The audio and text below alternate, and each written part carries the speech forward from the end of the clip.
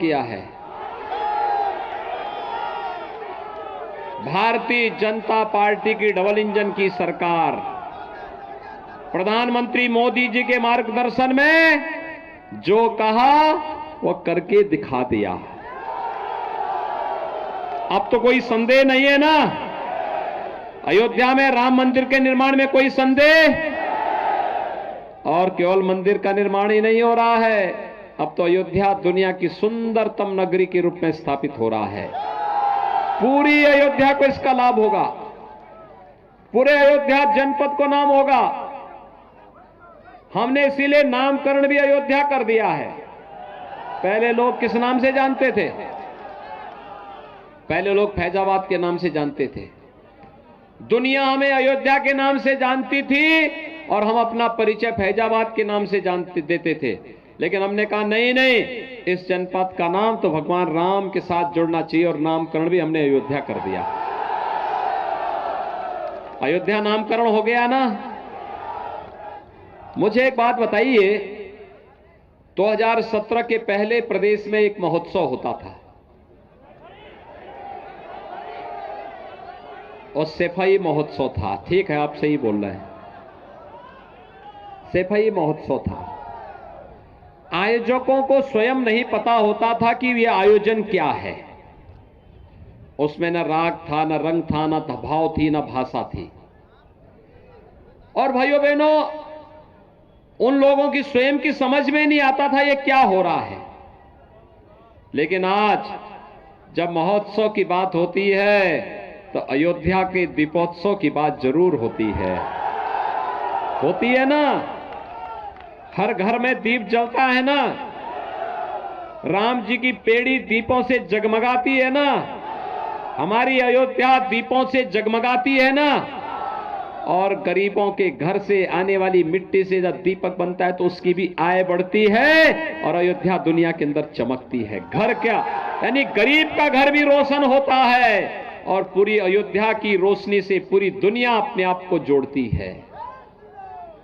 भाइयों बहनों, नए भारत का यही नया उत्तर प्रदेश है। इस नए उत्तर प्रदेश में अयोध्या का दीपोत्सव, और होली आ रही है तो वृंदावन बरसाना का रंगोत्सव।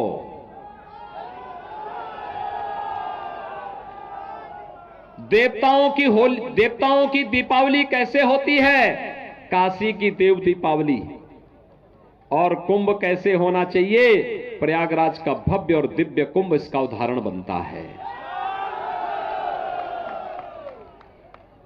ये नया उत्तर प्रदेश है जिसमें अयोध्या को, काशी को, मथुरा को, प्रयागराज को और सभी तीर्थों को संवारने का काम, उन्हें भव्य और दिव्य करने का काम तो हो रहा है, लेकिन साथ साथ सबको सुरक्षा, सबको सम्मान के लक्ष्य को भी प्रदान किया जा रहा है। याद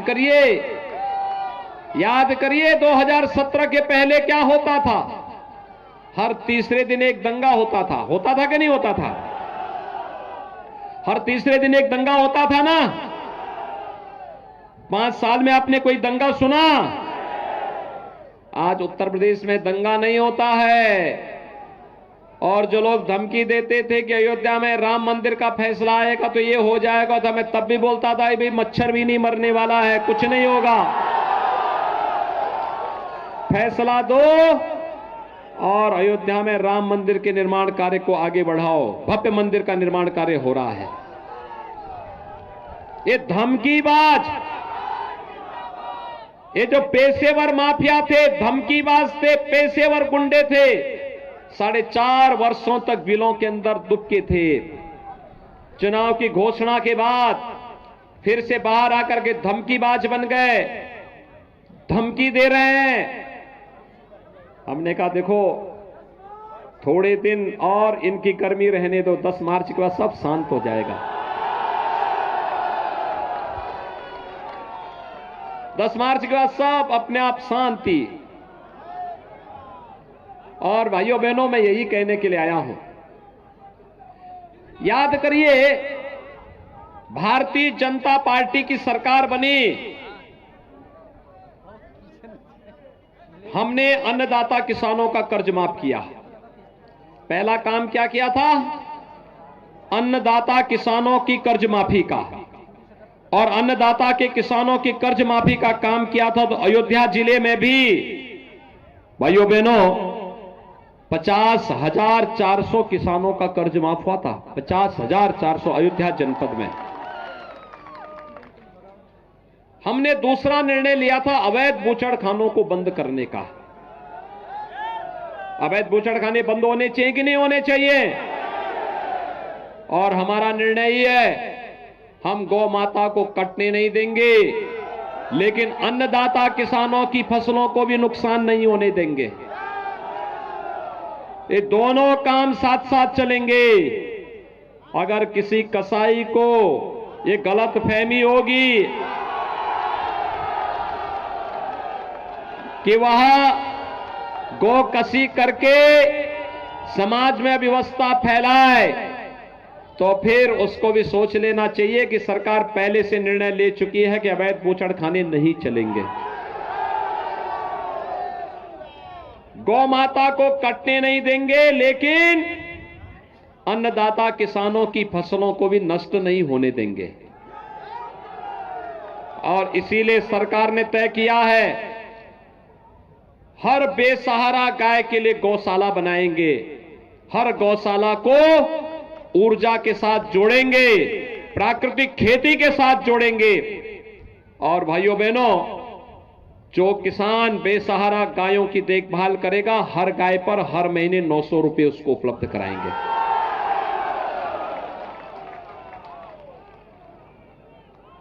गौ माता की भी रक्षा होगी और साथ साथ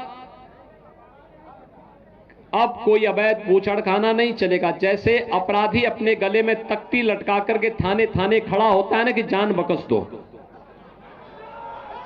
ऐसे ही हर कसाई भी अब ठेला लगा करके कहीं सब्जी बेचता हुआ दिखाई देगा। पाप से उसको मुक्त किया जा रहा है। पाप की दुनिया से हट करके पुण्य की दुनिया में जाएगा। याद करिए, पहला निर्णय अन्नदाता किसानों के लिए लिया था। 50,400 किसानों का कर्ज माफ हुआ था अयोध्या में। और भाइयों बहनों, दूसरा निर्णय हम लोगों ने लिया था, बेटियों की सुरक्षा के लिए एंटी रोमियो स्क्वाड हर थाने में गठित हुआ था। और तीसरा निर्णय लिया था अवैध बूचड़खानों को बंद करने का। याद करिए, समाजवादी पार्टी की जब सरकार आई थी, उसने पहला निर्णय क्या लिया था? आतंकवादियों को छोड़ने का। बीजेपी का हाथ अन्नदाता किसानों के साथ, बीजेपी का हाथ बेटियों की सुरक्षा के साथ। अगर आप ये वीडियो YouTube पर देख रहे हैं तो हमारे चैनल को सब्सक्राइब करें और बेल आइकन को दबाना ना भूलें। अगर आप Facebook पर ये वीडियो देख रहे हैं तो हमारे पेज को लाइक करें।